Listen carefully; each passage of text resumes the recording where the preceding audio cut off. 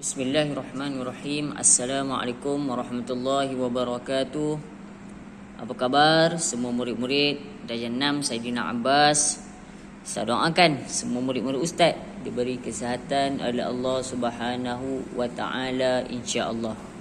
Baik murid-murid, untuk subjek tauhid Darjah 6 kita dah pun habis belajar daripada tajuk yang pertama hingga tajuk yang terakhir, iaitu tajuk Asmaul Husna. Okey. Jadi Asmaul Husna tu macam yang Ustaz cakap pada minggu-minggu yang lalu, minggu yang telah pun kita pelajari. Ustaz minta murid-murid hafal makna-makna Asmaul Husna di dalam tajuk yang terakhir di dalam subjek tauhid Darjah 6. Untuk makluman murid-murid, insya-Allah kalau tiada apa arah melintang, kita akan menghadapi pula peperiksaan akhir tahun untuk murid Darjah 6. Dan awak semua maklum bahawa peperiksaan akhir tahun sama juga seperti peperiksaan yang hari itu. Dalam soalan tu dia ada soalan untuk Darjah 5 dan Darjah 6. Subjek Darjah 5 dan subjek Darjah 6. Ada dua darjah digabungkan dalam satu kertas peperiksaan. Maksudnya apa dia? Awak kena ulang kaji subjek Darjah 5 dan Darjah 6. Yang ada buku nota padat PSRA dia tak ada masalah.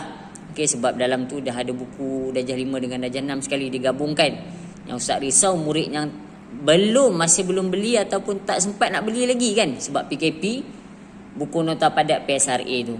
Okey, jadi hari ini kita akan ulang kaji subjek tauhid Darjah 5. Sebab peperiksaan awak nanti masuk subjek tauhid Darjah 5 dengan Darjah 6, dua darjah.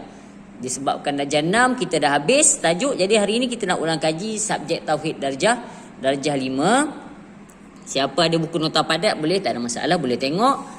Ataupun yang tak ada buku nota padat ni boleh lihat video Ustaz. Okey, baik. Kalau Darjah 5 tajuk yang awak dah pelajari pada tahun lepas, masa Darjah 5 dulu dah belajar kan.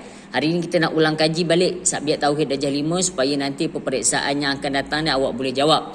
Kalau di dalam buku teks Darjah 5, tajuk yang pertama sekali yang awak akan pelajari ialah pengertian beriman kepada qada dan qadar. Apa dia pengertian beriman kepada qada dan qadar? Qada tu apa? Qadar tu apa?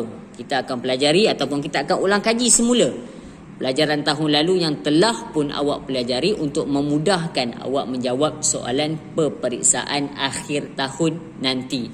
Baik murid-murid, kalau dapat lihat dengan jelas video yang Ustaz berikan ni, kita akan baca sama-sama, perhati, baca dan faham apakah yang dimaksudkan dengan qada. Jom baca sama-sama dengan Ustaz. Baik. Qada ialah pelaksanaan sesuatu perkara mengikut ketentuan Allah yang azali. Okey, qada yang dikata apa dia? Qada ialah pelaksanaan sesuatu perkara yang berlaku, sesuatu perkara yang berlaku mengikut ketentuan Allah yang azali. Okey, maksud dia qada ni perkara yang berlaku dengan sebab apa? Dengan sebab izin Allah ataupun ketentuan Allah sejak dari dulu lagi. Itu maksud qada. Contoh qada apa dia?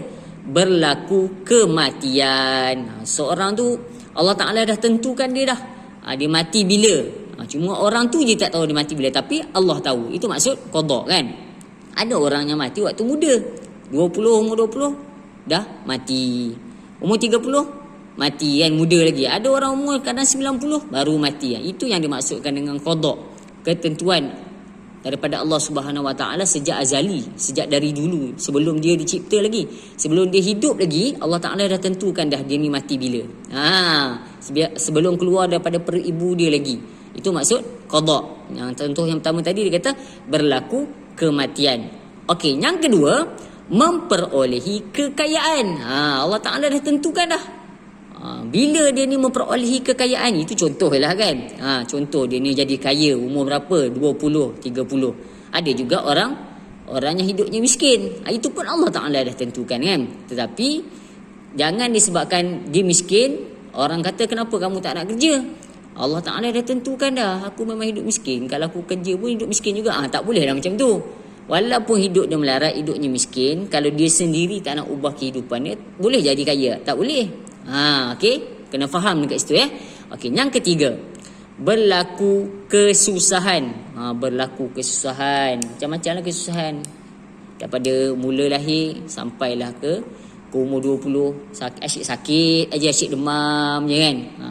Ataupun hidup dia sentiasa dalam kesusahan lah. Apa yang dia buat mesti dalam keadaan susah. Nak belajar pun susah, nak kerja pun susah. Itu contoh berlaku kesusahan. Itu yang Allah Ta'ala dah tentukan kepada dia, pada seseorang. Dan yang keempat dia kata berlakunya jodoh pertemuan. Maksudnya kahwin lah kan, jodoh pertemuan. Lelaki kahwin dengan perempuan, perempuan kahwin dengan lelaki. Jangan lelaki kahwin dengan lelaki, perempuan kahwin dengan perempuan. Itu haram.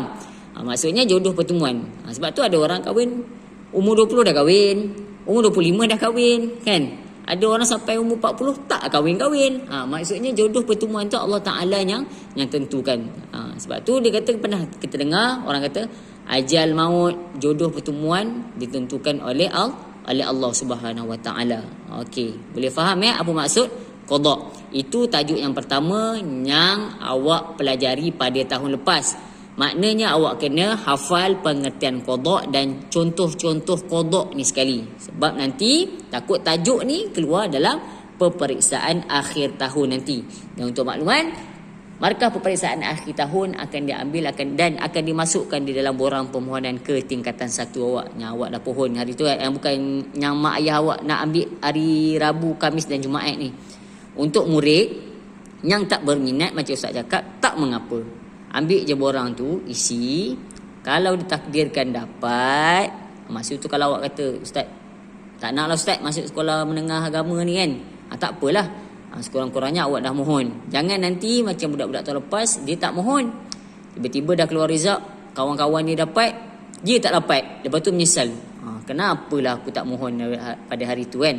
Jadi Ustaz cakap, walaupun tak berminat, tak apa. Borang permohonan tu isi dulu, ambil dulu, hantar ke pejabat agama. Okey, boleh faham Okey, sekian daripada Ustaz untuk hari ini. Wabillahi taufiq wal hidayah. Wassalamualaikum warahmatullahi wabarakatuh.